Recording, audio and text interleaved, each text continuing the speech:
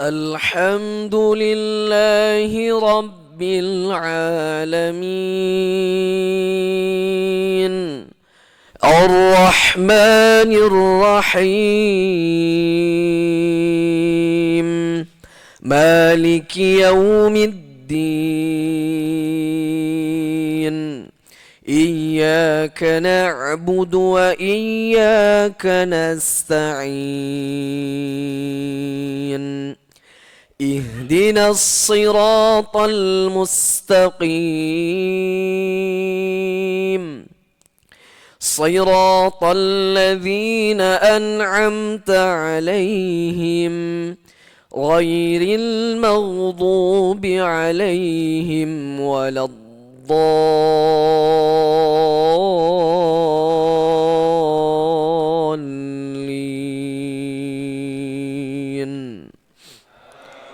آمين.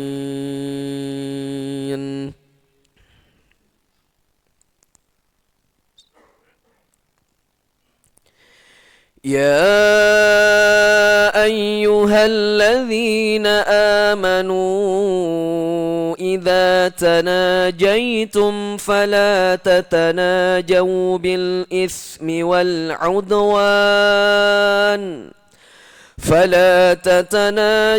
بالإثم والعدوان ومعصية الرسول وتناجوا بالبر والتقوى واتقوا الله الذي إليه تحشرون.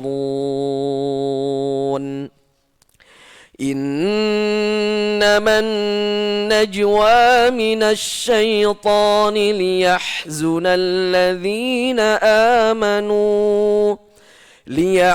الذين آمنوا وليس بضارهم شيئا إلا بإذن الله وعلى الله فليتوكل المؤمنون. يا أيها الذين آمنوا إذا قيل لكم تفسحوا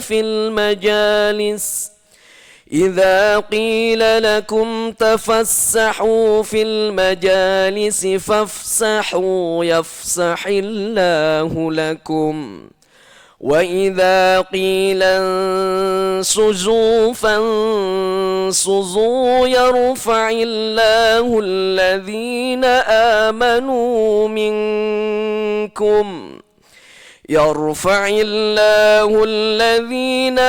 آمنوا منكم والذين أوتوا العلم درجات والله بما تعملون خبير. يا أيها الذين آمنوا إذا ناجيتم الرسول فقدموا بين يدي نجواكم صدقة ذلك خير لكم وأطهر فإن لم تجدوا فإن الله غفور رحيم.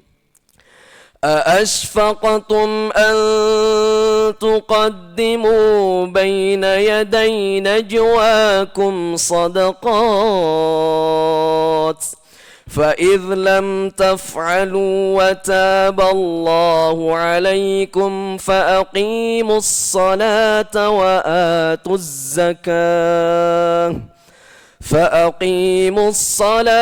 وآتوا الزكاة وأطيعوا الله ورسوله والله خبير بما تعملون.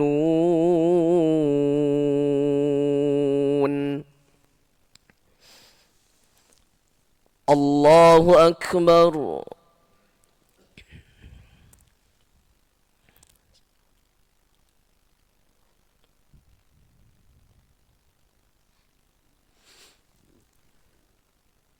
سمع الله لمن حمده.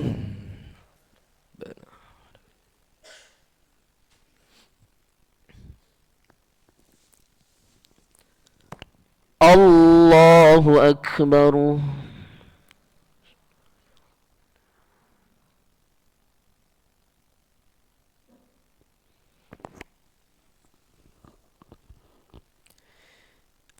الله أكبر.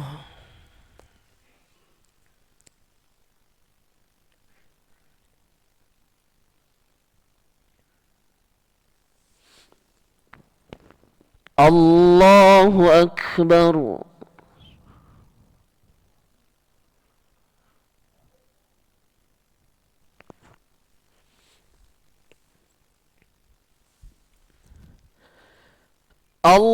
الله أكبر.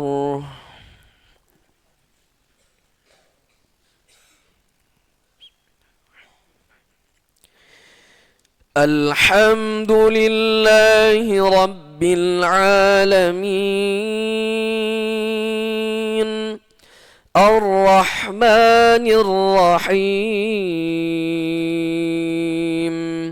مالك يوم الدين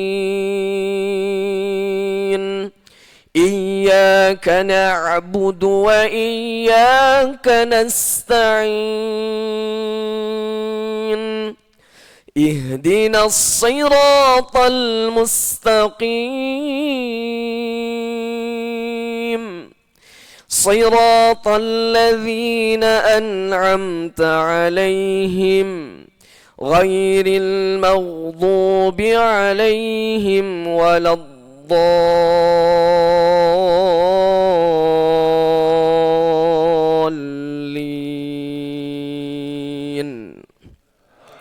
آمين.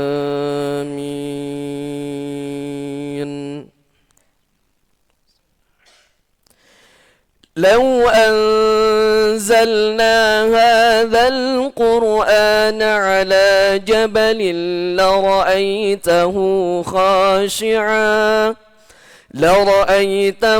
خاشعا متصدعا من خشية الله وتلك الأمثال نضربها للناس لعلهم يتفكرون.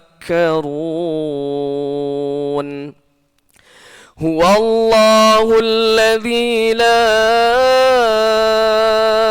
إله إلا هو عالم الغيب والشهادة هو الرحمن الرحيم هو الرحمن الرحيم هو الرحمن الرحيم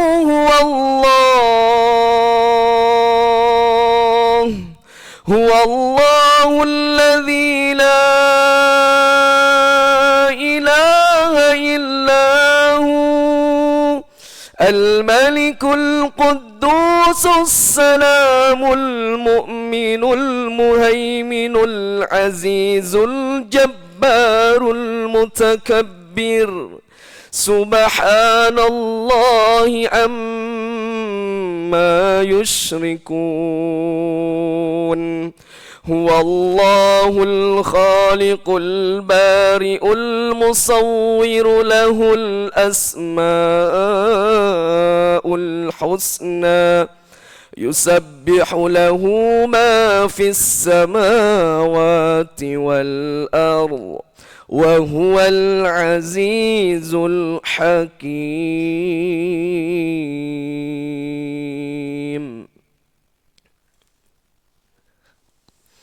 الله أكبر.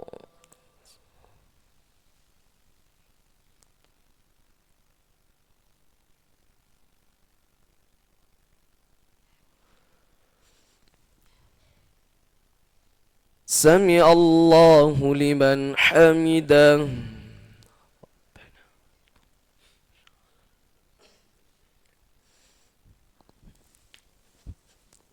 الله أكبر.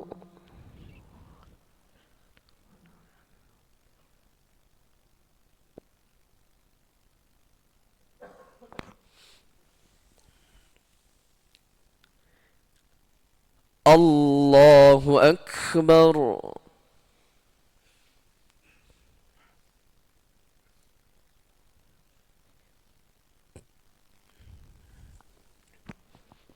الله أكبر.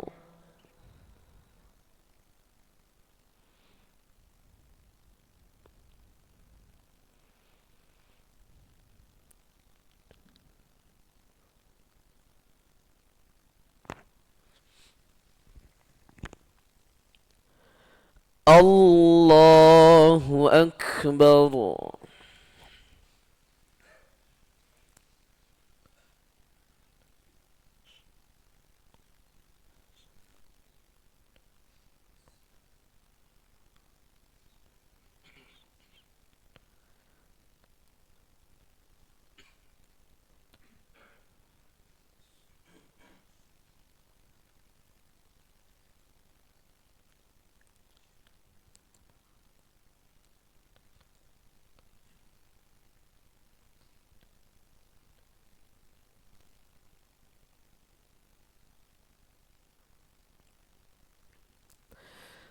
السلام عليكم ورحمة الله.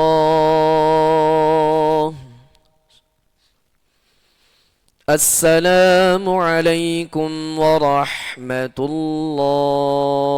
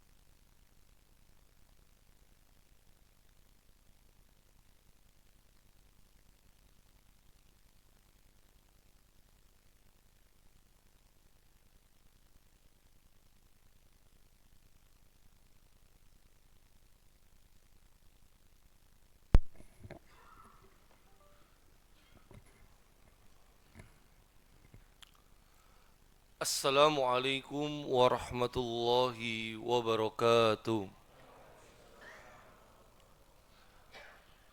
Alhamdulillah alladzi arsala rasulahu bil huda wa dinil haq liyudhhirahu 'ala dini kullih wa kafa billahi syahid. Asyhadu an la ilaha illallah wahdahu la syarika lah wa asyhadu anna Muhammadan abduhu wa rasuluh. Allahumma salli wa sallim wa barik ala nabiyyina wa habibina wa qudwatina wa qurrati a'yunina Muhammadin wa ala alihi wa ashabihi wa man tabi'ahum bi ihsanin ila yaumiddin wa ba'd. Ma'asyiral muslimin rahimani wa rahimakumullah, Bapak Ibu, saudara-saudari, jamaah keluarga besar Masjid Al-Millah. Alhamdulillah, dalam kesempatan ini kita akan coba membahas sebuah tema yang diberikan kepada saya, yaitu membangun peradaban madani. Yang sebelumnya kita akan coba sedikit mengawali dengan pertanyaan-pertanyaan, ya, meluruskan kesalahan berpikir umat, ya, rajin ibadah tapi peradaban runtuh para jemaah, ya. Jadi masjid penuh tapi keadilan rasanya kosong.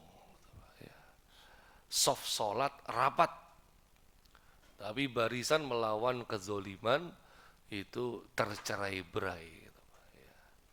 Jadi Ramadan datang tiap tahun, tapi akhir-akhir ini Ramadan datang justru kondisi umat semakin terpuruk.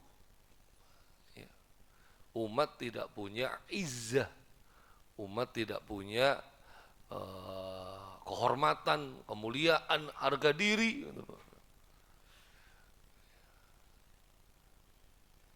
Gabung BOP saja banyak kontroversi. Belum pertanyaan terkait apakah memang itu bisa sebagai sarana untuk menyelamatkan saudara kita di Gaza, ya. Belum membahas itu, sudah dikenakan iuran berapa? 17 triliun. Uniknya Israel nggak mau bayar, Pak. Dan itu diizinkan oleh Amerika. Alasan Israel nggak mau bayar, kami ini korban, kami yang diserang. Kok kami iuran? Boleh sama Amerika, Pak.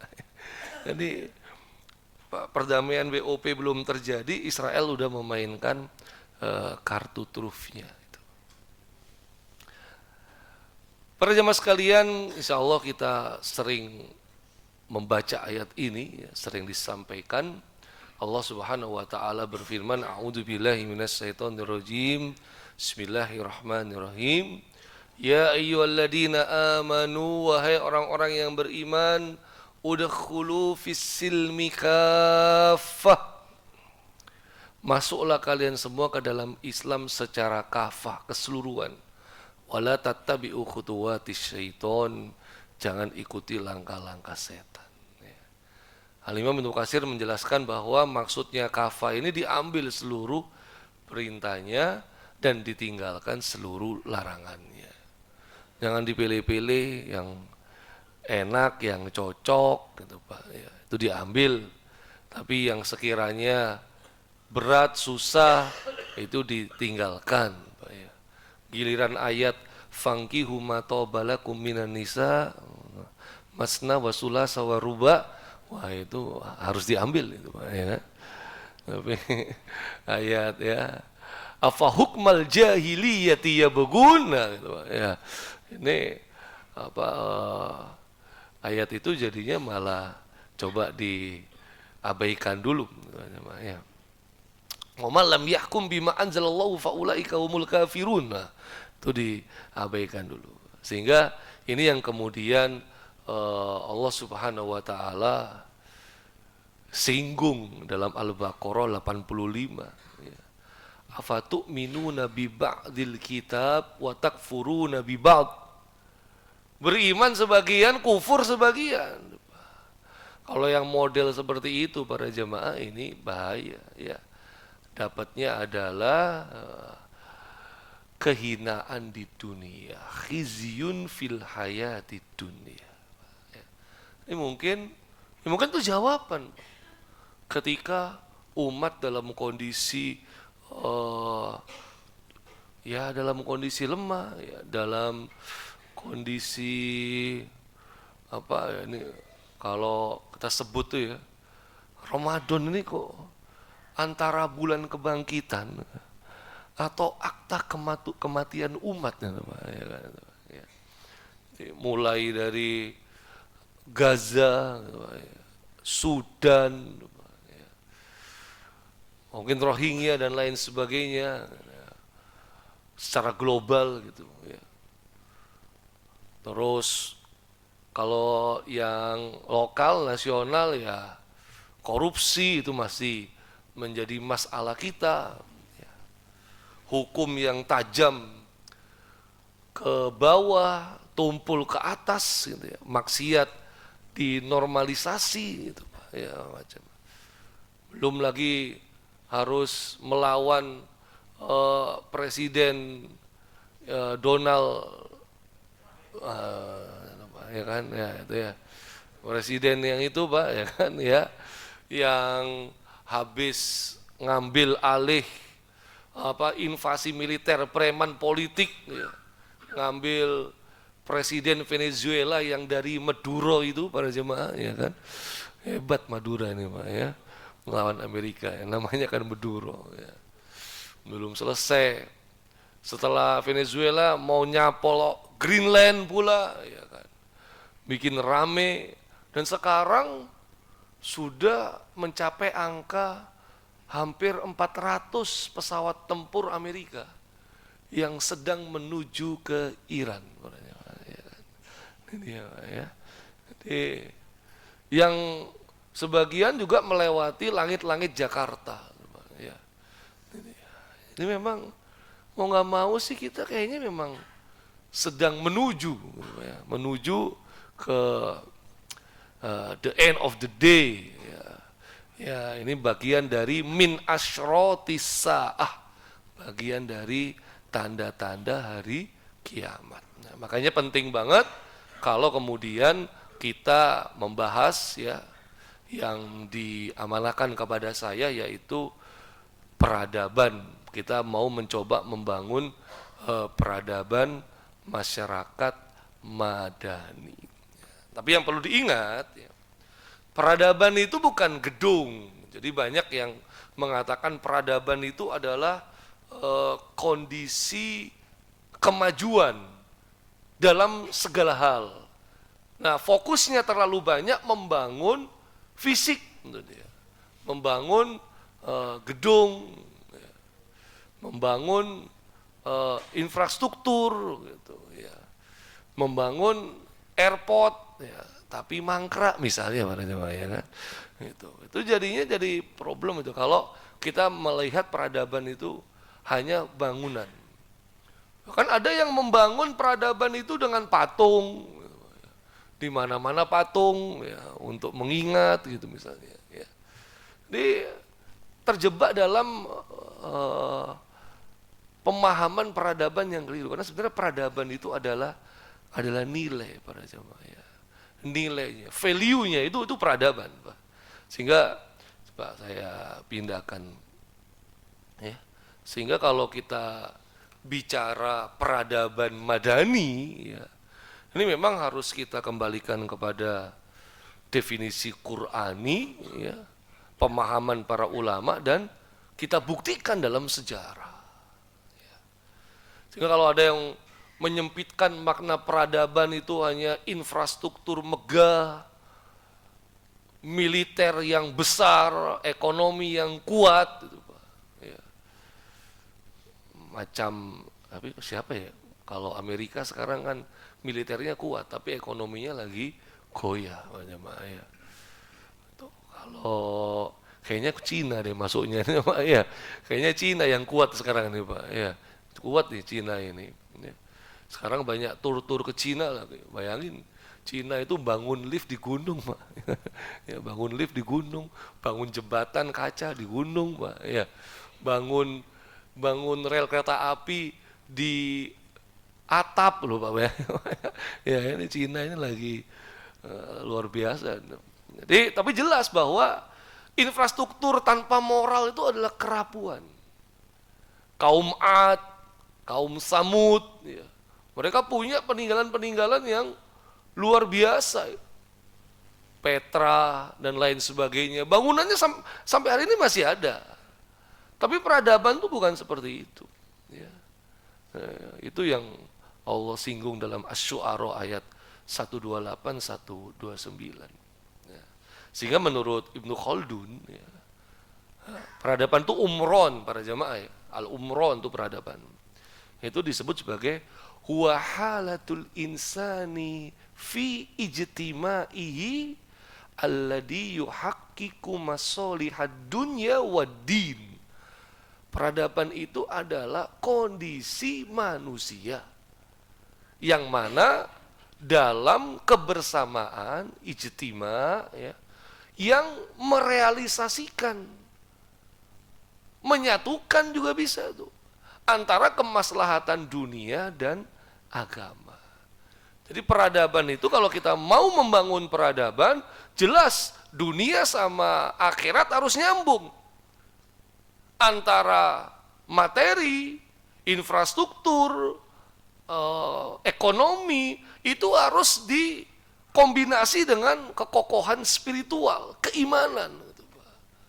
Kalau enggak ya mungkin ya kita melihat bangsa kita ya yang sarjana Masya Allah, yang magister Masya Allah, ya, yang doktor Masya Allah. Tapi koruptor di negeri kita rata-rata pendidikannya S2. Berarti kan ada masalah ini dalam pendidikan kita. Dia jelas bertitel, bergelar, asli pula ijazahnya. Tapi kan ternyata malah jadi terdakwa korupsi. Apalagi kalau yang mengagetkan itu, Bapak Ibu sekalian, ketika ini ya, mana ini ya, ini nih, oh belum muncul kan ya. Kalau yang ini udah nggak main-main jemaah waktu itu ya. Ini udah rektor, profesor, doktor, kiai haji. Udah nggak ada masalah, ada masalah. Ya. Kita bangun ini fisik manusianya, ya. Kita khawatir stunting anak-anak Indonesia, ya. MBG di mana-mana, Masya Allah. Ya kan? Puasa tetap harus ada MBG, libur tetap harus ada MBG. Ya. Karena kita sedang membangun ini, khawatir tentang fisiknya anak-anak kita ke depan. Tapi kan jiwanya itu kita kelupaan, Pak. Nilai value-nya itu kita kelupaan. Sibuk membangun fisik, tapi lupa untuk mempersiapkan jiwanya. Ya, kita khawatir kalau ini terus berlangsung, berita koruptor itu kan kayak udah biasa para jamaah ya. Kalau dulu saya masih SMA tuh ya heboh banget tuh. Edi Tansil, heboh banget Pak ya. Ya, se-Indonesia Edi Tansil. Sekarang koruptor itu tiap hari itu biasa aja Pak ya kan. Kitanya biasa, mereka pakai rompi oranye, sedih apa bangga? Senyum-senyum, ketawa-ketawa, dada-dada, bayangin Pak. Ya kan? Ngerampok uang rakyat sampai segitunya. Ya. Apalagi yang dikorupsi sekarang kan macam-macam para jamaah ya. Mulai bantuan sosial bencana alam, ya. Bantuan sosial orang kesusahan dikorupsi. Pengadaan Chromebook, laptop pendidikan dikorupsi. Tega-teganya berangkat ke tanah suci, kuotanya juga Dikorusi. Itu yang sampai kemudian ada anekdot, kalau kita mengenal Palestina negeri para nabi. Saya para jamaah jawab ya, negeri para nabi mana? Palestina. Negeri kincir angin, Belanda. Negeri tirai bambu, negeri surganya koruptor, paling fasih. Ya. Ini problem tersendiri, Pak. Maka dari sini, ya, Madani ini bukan dari barat. Ya. Madani ini bukan dari barat. Dia ya berasal dari Madinah, Madain, Pak. Kota Madinah, gitu, Pak. Ya. Jadi, ya. Al-Madinah, gitu, Pak. Ya. Kota Madinah, khusus dia para jemaah. Ya. Dia bukan kota umum, pada umumnya Madinah kan kota. Kita tambahi dalamnya Al-Madinah, khusus di kota. Karena Madani ini akarnya wahyu, dan itu adalah kota yang dibangun oleh baginda Nabi yang mulia Rasulullah Muhammad SAW. Dan membangun kota Madinah ini akarnya dari wahyu, bukan dari pikiran, perasaan, dari hasil musyawarah, pengalaman, bukan wahyu. 4 kali Allah firmankan dalam Al-Quran ini. Al-Baqarah 2 kali, Ali Imran sekali, Al-Jumu'ah sekali. Walladzi ba'atsa fil ummiyina rasulan minhum yatslu 'alaihim ayatihi wa yuzakkihim wa yu'allimuhumul kitab wal hikmah. Jadi akar dari membangun peradaban Madani ya mulai dari yatslu 'alaihim ayatihi, membacakan kepada mereka ayat-ayatnya. Atau kita bisa bahas, kita kerucutkan, ini adalah tauhid. Yang kedua, wa yuzakkihim, mensucikan jiwa-jiwa mereka, ini adalah akhlak. Wa yu'allimuhumul kitab wal hikmah, Quran dan sunnah, ini adalah sistem. Makanya Islam ini Bapak Ibu sekalian jelas ya, dia tidak membentuk individu yang solih, enggak. Dia harus menjadi individu yang muslih, bukan baik untuk dirinya sendiri, tapi dia baik dan dia memperbaiki orang lain. Kalau sekarang kan permisif, Pak. Ya. Budaya kita tuh budaya permisif, cuek bebek aja. Sebabano, yang penting duduk awak dewi, nah gitu, ya kan, gitu ya. Yang penting kita nggak kayak gitulah. Nah ini Pak, ya. Jadi ingkarul mungkar itu kayak udah gimana gitu loh, Pak.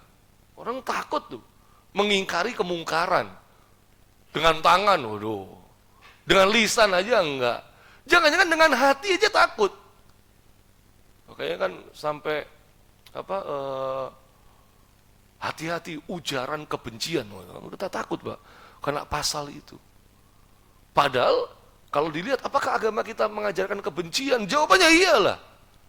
Kebencian kepada kemaksiatan, kezoliman, kekufuran, ya, kesyirikan. Masa itu diridhoi, kan harus dibenci. Nah, membencinya paling enggak dengan hati. Masa kita ridho? Oh ada ini kasus perzinahan, narkoba, korupsi, kemaksiatan, terus kita merasa nggak benci. Wah ini bahaya. Wong yang model benci dengan hati saja, wadzalika at'aful iman, itu adalah selemah-lemahnya iman. Nah kalau kemudian ada kemaksiatan, keburukan, ada kekufuran, kesyirikan, kita ngerasa aman saja, wah ini berarti kita tidak membangun masyarakat madani. Kita sedang membangun sesuatu yang permisif atau yang mungkin nggak nyambung antara di masjid maupun di luar masjid. Sehingga Islam tidak membentuk individu yang soleh dalam kesendirian. Islam melahirkan peradaban yang berinteraksi, memimpin dan memperbaiki keadaan dunia. Kata kuncinya adalah ukhrijat. Ukhrijat, ini dari kuntum khairu ummah. ukhrijat linnas. Memang ayat ini fokusnya hanya untuk kepada para sahabat. Tetapi ayat ini bisa kita gunakan sepanjang masa. Kalian ini adalah umat yang terbaik, yang pernah dikeluarkan di muka bumi ini untuk manusia ini. Tapi syaratnya kan 3, ta'muruna bil ma'ruf wa tanhauna 'anil munkar wa tu'minuna billah. Sehingga paling tidak peradaban madani itu para jemaah jelas menjadi muslim itu bukan kita berupaya hanya diri, keluarga, tapi kita sedang bersiap untuk memikul amanah peradaban. Dan amanah peradaban ini, itu bukan hanya amanah harus sholat, harus puasa, harus umroh, enggak. Ya. Amanah peradaban ini amanah khalifah. Yang kata Al-Imam Al-Qurtubi, al-khilafatu hiya iqamatu hukmillah wa imaratul ardi bil adl. Kalau mau jadi khalifah, tegakkan hukum Allah, makmurkan bumi dengan keadilan ini. Sehingga 4 pilar peradaban madani ini yang harus kita persiapkan. Tauhid tadi sebagai fondasi, ilmu sebagai penggeraknya, akhlak sebagai penjaganya, dan al-adlu, keadilan sebagai tujuannya. Kalau sebuah negara tegak dengan 4 ini paling tidak, Pak, ya, peradaban itu akan kokoh. Tapi kalau satu aja pilarnya runtuh, pincang dia. Apalagi 2, ya siap-siap mah para jemaah, ya, siap-siap. Nah, membangun peradaban dari mana tuh? Kayaknya terlalu makro banget, terlalu besar buat kita. Ya tentu fokus utamanya dari masjid, bukan dari istana. Inilah yang kata Allah Subhanahu wa Ta'ala itu berfirman bahwa masjid ini kan didirikan usisa ala taqwa, atas dasar takwa. Dan ketika Rasulullah SAW hijrah ke Madinah, yang beliau bangun pertama kali apa? Masjid. Itu dia. Jadi beliau tidak membangun benteng militer, istana megah. Justru malah kebanyakan, kalau terlalu fokus bangun istana, ujung-ujungnya runtuh, Pak, hancur. Kita belajar dari Turki. Itu Turki Utsmani, sultan-sultan yang sebelum-sebelumnya itu kebanyakan bangun istana megah, istana buat ibunya, istana buat dirinya, istana kalau dia melancong, megah mahal-mahal para jemaah. Tapi kan bangunnya pakai hutang, itu masalahnya. Udah gitu Turki Utsmani, ekonomi negara lagi nggak baik, bangun istana pula, hutang pula, terjebak hutang, kena perang dunia, hancur Turki Utsmani, Pak. Iya. Turki Utsmani, Pak. Kalau kita kan bangunnya hutang juga, Pak. Enggak, IKN itu bukan hutang para jemaah. Iya, investasi. Udah puluhan ngantri investasi di IKN itu, Pak. Ada apa enggak ada itu, Pak, ya? Saya khawatir kayak kereta cepat tuh. Wih, ini investasi. Ujung-ujungnya utang juga. Terus yang bayar hutangnya rakyat juga. Kasih nggak pernah naik tapi bayar hutang. Iya, naiknya juga bayar. Ya inilah, kadang-kadang memang berat pengelolaan keuangan pada jemaah. Ya. Nah, Masjid Nabawi, pusat pemerintahan, pendidikan, ekonomi, strategi. Maka peradaban madani jantungnya itu ada di masjid. Kalau masjidnya tidak berdetak, kita sedang sekarat berarti para jemaah. Alhamdulillah, almilah, masjid yang kita cintai ini ya, itu berdetak terus. Bahkan berdetaknya terlampau cepat para jemaah ya. Kadang-kadang perlu di slow. Kalau berdetak tahu cepat jadi bahaya jantung. Ya, alhamdulillah. Paling nggak ini positif, Pak. Ya. Di antara masjid-masjid yang ada mungkin di Sidoarjo ya, Almilah lah yang jadi jujukannya kan begitu. Pak. Kan, kalau Surabaya itu kan orang taunya apa? Al-Falah kan gitu, Pak. Ya. Di Sidoarjo, Almilah kan gitu aja, Pak. Ya. Itu Pak yang kita harapkan. Nah, setelah beliau hijrah ke Madinah membangun masjid, sudah ada ini pondasi awalnya ini. Maka beliau kemudian melakukan membuat konstitusi yang berbasis dengan keadilan. Nah, udah bangun negara karena hidup bersama dengan orang-orang Yahudi minoritas. Orang-orang Yahudi ini kan Rasulullah melihat sejak zamannya Nabi Yusuf kan tukang tipu. Makanya beliau harus mencatat ini. Ini kalau nggak dicatat bahaya nih Yahudi ini. Tukang tipu. Kalau dicatat kan nggak bisa ngapa-ngapain Yahudi. Belajar beliau dari Nabi Yusuf. Karena memang kalau keterangan para ulama, ketika Rasulullah SAW itu sedih atau dalam perjalanan sirohnya, beliau sering mengutip, mengkaji atau mengulangi ayat yang difirmankan dalam surat Yusuf. Itulah yang paling sering sih di masa-masa beratnya beliau itu, ketika beliau dilanda kesedihan, beliau langsung membaca surat Yusuf. Ini memang surat Yusuf itu salah satu mujarab untuk menghilangkan kesedihan beliau. Ya. Kalau kita kan enggak, Pak. Surat Yusuf itu biasanya buat ibu yang lagi mengandung. Ya, Pak, ya kan?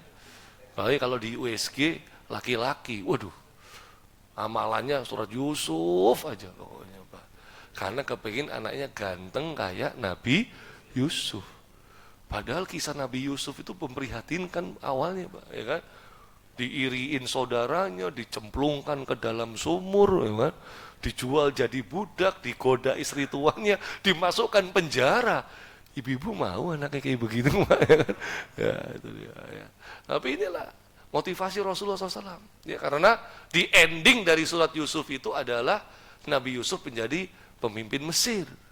Artinya apapun situasimu, kondisimu, apapun yang kamu rasakan, ujian berat hari ini, yakinlah Allah akan memutarbalikkan dengan kenikmatan di masa yang akan datang. Itu yang jadi panduan Rasulullah SAW dalam kesedihan beliau, di masa-masa kesedihannya. Nah, akhirnya beliau tahu nih, ya kan, ada minoritas Yahudi, tukang tipu. Kita bikin aja perjanjian Sohifatul Madinah, yang menurut sejarawan transkrip kuno, the first written constitution in the world.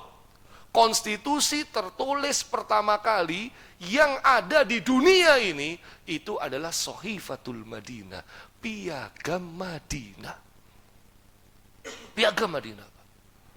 Karena dulu nggak ada Romawi, Persia nggak ada. Setiap kekuatan masuk ke sebuah wilayah, maka dia akan menguasai wilayah tersebut. Penduduk asli wilayah itu ya harus nurut sama yang menguasai. Kalau Rasulullah kan enggak. Sampai di Madinah, ada Yahudi. Bukannya diusir, ya, bukannya diperangi, bukannya dijadikan budak, Yahudi diajak, yuk hidup bareng. Mau enggak? Tapi pakai kesepakatan ya, tuh piagam Madinah. Puluhan pasal, 47 pasal para jamaah. Tapi 20 pasal berbicara tentang Yahudi. Eksistensi agama Yahudi. Terang-terangan salah satu pasalnya mengatakan, wa inna Yahuda bani Auf ummatun ma'al mu'minin. Orang-orang Yahudi Bani Auf itu satu umat dengan orang-orang beriman. Dianggap satu, Pak. Lil Yahudi dinuhum walil muslimin dinuhum. Bagi orang Yahudi agama mereka, bagi orang Islam agama mereka. Artinya diakui, diberi kebebasan menjalankan ajaran agama Yahudi yang terang-terangan agama itu dibaca doanya dalam surat Al-Fatihah kita kan, Pak, ya. Al-Maghdub, orang-orang yang dimurkai. Tafsirnya siapa? Yahudi. Tapi karena la ikraha fiddin, karena kita tidak memaksa orang untuk masuk Islam, silakan beragama Yahudi. Inilah yang kita bicara tentang al-adl, keadilan. Di negara Islam itu lahir dari kesepakatan moral, bukan kudeta kekuasaan. Walaupun nanti kudeta kekuasaan dalam beberapa kasus tetap bisa dilaksanakan loh para jamaah ya. Kesepakatan moral. Piagam Madinah mengatur hak, kewajiban, keadilan. Dan ini yang sempat kita ini juga para jemaah. Ya, kalau bagi yang sedikit ini terkait yang kita ini, yang kita sepakati ketika berbangsa dan bernegara. Ya, ini karena pelajaran Pancasila itu kadang nggak muncul ini, Pak. Makanya coba kita munculkan di sini. Ya, Pancasila versi Islam. Pancasila itu ya Islam. Ya, cuman ya banyak yang menafsirkan macam-macam. Kan ketika founding father negara ini berdebat, kita harus segera membuat rumusan dasar negara. Karena kalau kita nggak segera merdeka, Belanda bisa nyaplok lagi. Jepang nanti wurung, Pak. Ya, wurung itu apa? Nggak jadi memberikan kemerdekaan kepada kita. Jadi posisinya Jepang tarik ulur, Belanda mau masuk, kan begitu ya. Kita harus segera merdeka, kalau nggak hancur di negara. Nggak pernah ada di Indonesia, kita dijajah lagi. Oke, masing-masing di sidang BPUPK ya di Jakarta, ayo kasih usulan. Nah, Bung Karno usulannya itu Pancasila. Tapi Pancasila versi Bung Karno itu beda dengan Pancasila kita hari ini. Coba aja lihat itu para jemaah. Yang 1 Juni 45. Makanya unik di zamannya Pak Jokowi, Pancasila itu dirubah hari lahirnya tanggal 1 Juni.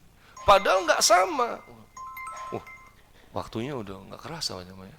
Para jamaah nggak kerasa, saya mau kerasa, Pak. Ya, saya ngomong nggak dikasih minum lagi. Nah,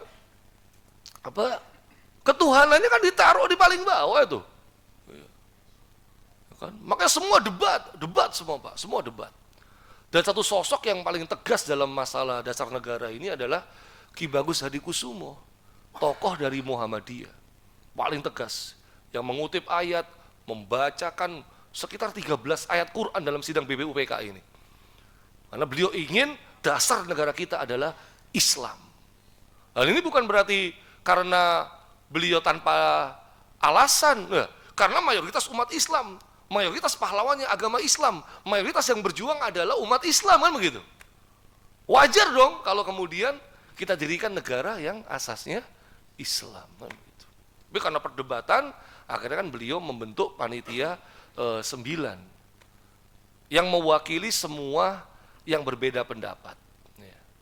Nih panitia 9, Soekarno, Ahmad Subarjo, Abdul Karim Muzakir, Abi Kusno, Muhammad Hatta, Abdul Wahid Hasim, Agus Salim, Muhammad Yamin. Ya, ada yang dari kalangan Islam nasionalis, ada yang kalangan nasionalis Islam, ya, ada dari kalangan Alek Andris Maramis.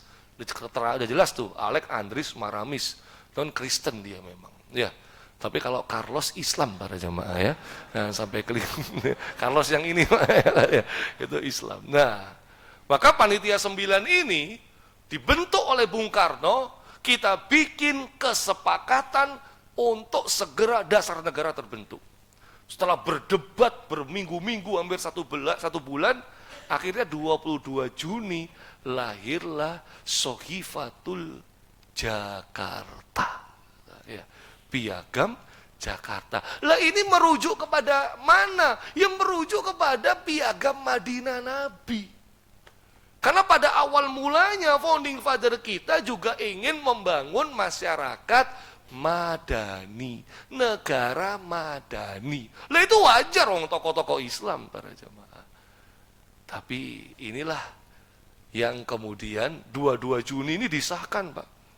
22 Juni disahkan, semua sepakat, ini yang kita bawa sampai kita merdeka tanggal 17 Agustus. Nah, ini yang tidak diceritakan di Pancasila. Lah kok bisa? Sila pertama ini dari ketuhanan dengan kewajiban menjalankan syariat Islam bagi pemeluk-pemeluknya berubah menjadi ketuhanan yang Maha Esa.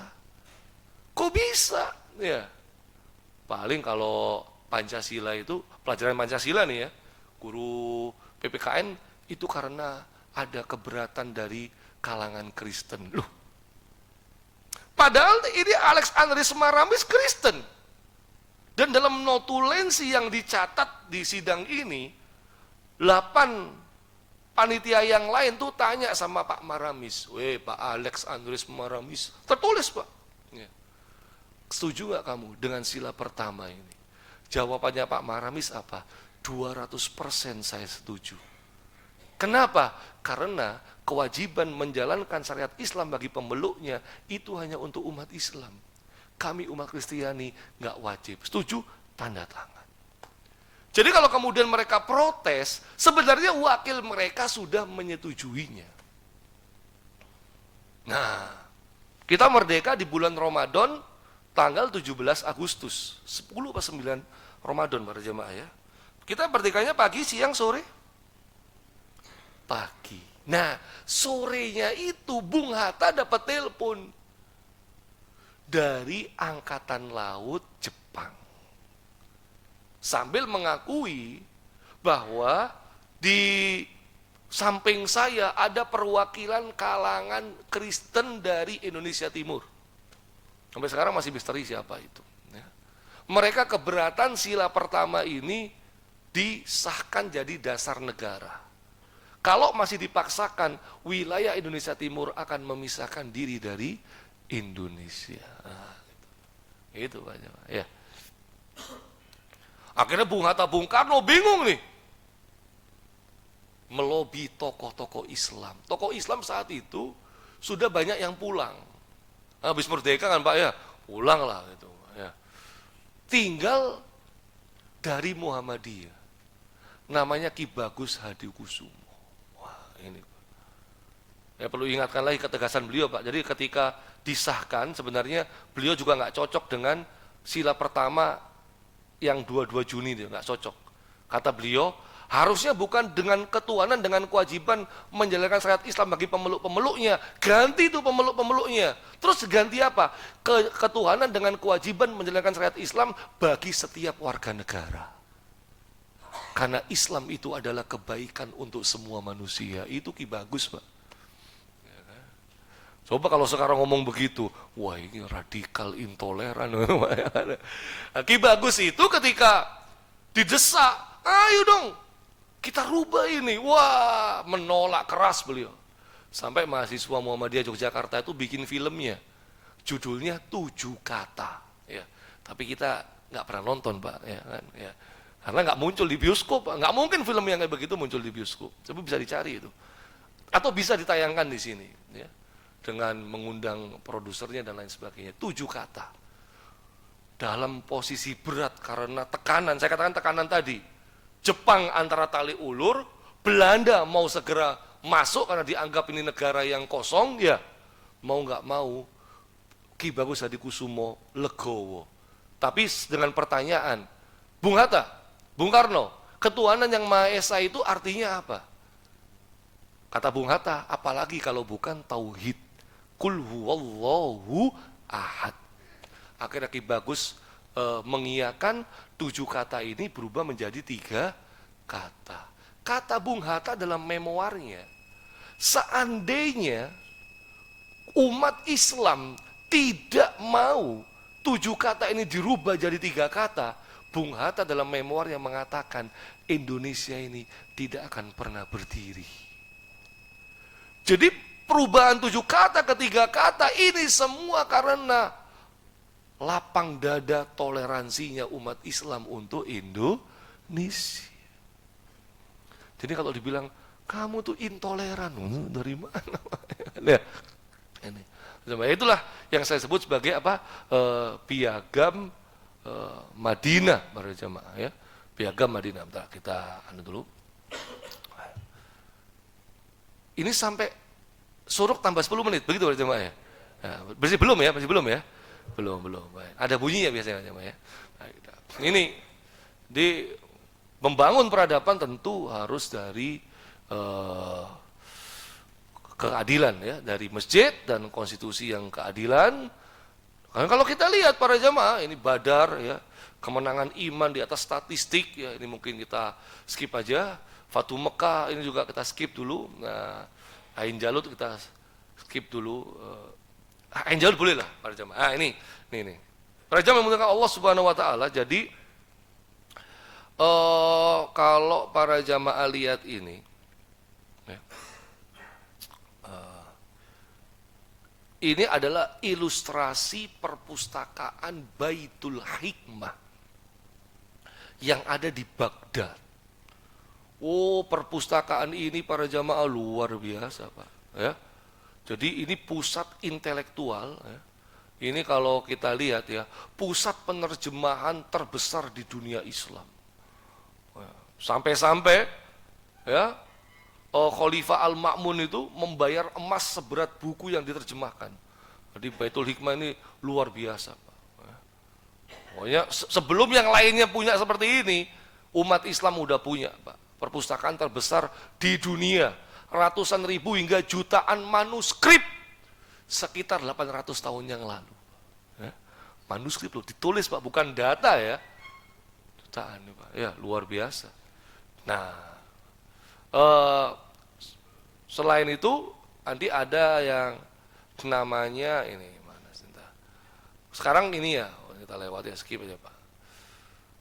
Ini ya apa kotanya Pak.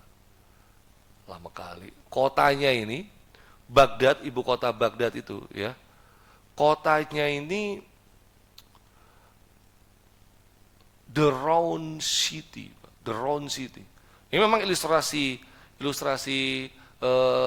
AI para jamaah ya, The Round City. Tapi memang ini modelnya begini memang. Jadi ibu kota Baghdad, kekhilafahan Abbasiyah itu didesain sedemikian rupa, kotanya itu melingkar dan ibu kotanya ada di tengah-tengah, di pusat gitu para jamaah ya.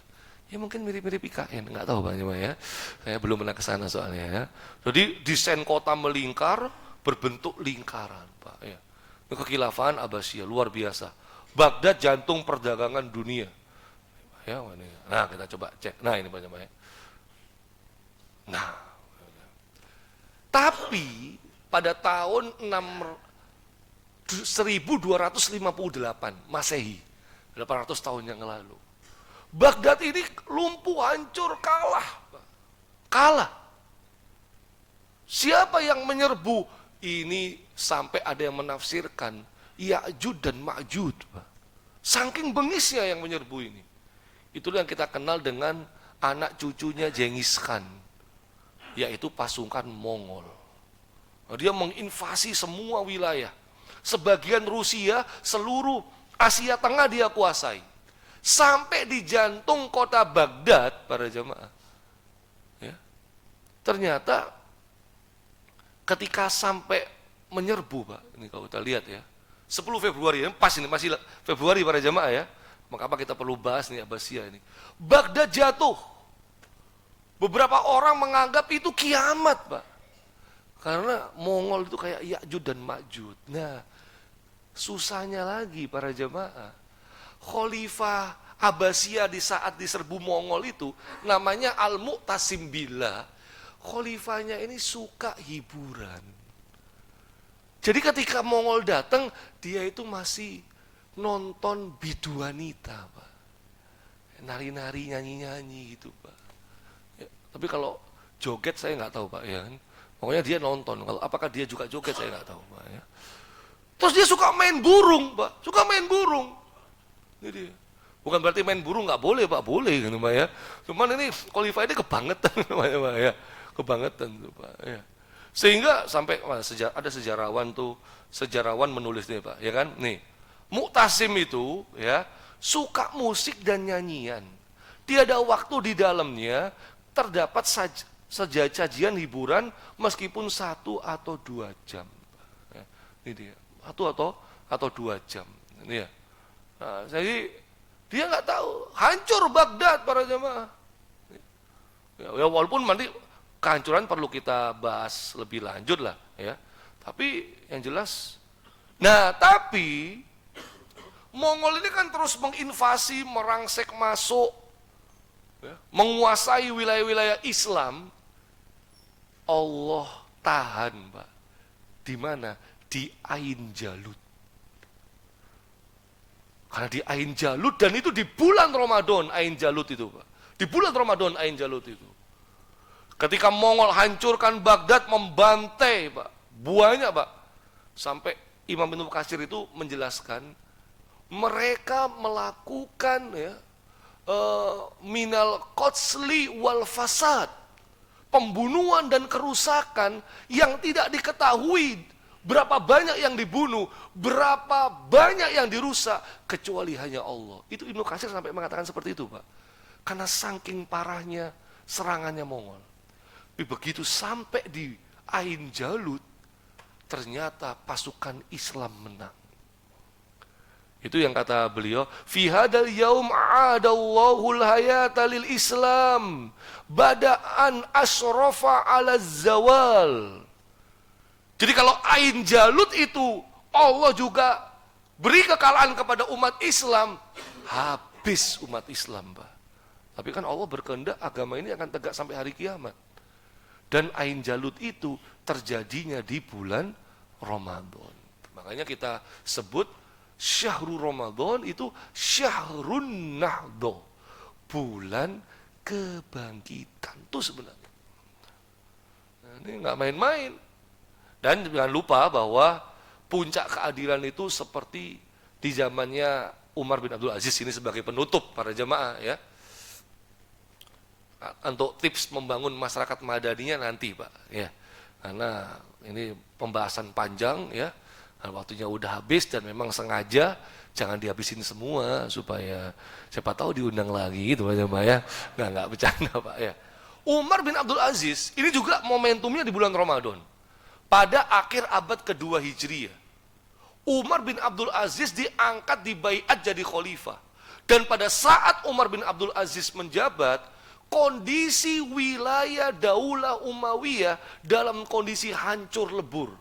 Korupsi berjamaah, pejabatnya koruptor, ekonomi terpuruk, rakyat miskin, ya, mereka tidak sejahtera, makan susah karena nggak ada MBG misalnya para jemaah ya. Jadi benar-benar hancur lebur kondisinya. Tapi hanya dalam jangka waktu 18 bulan, seingat saya, nggak sampai 2 tahun, Umar bin Abdul Aziz berhasil membalikkan. Dari yang sebelumnya terpuruk, beliau membalikkan 360 derajat. Keliru, 180 derajat. Ya. Oh, 360 kan muter terus, Pak ya. 180.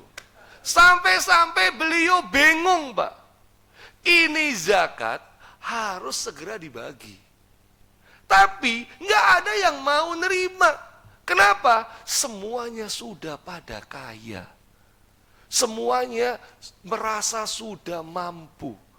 Akhirnya, para jamaah sekalian, Umar bin Abdul Aziz menaikkan standar kemiskinan bagi warganya.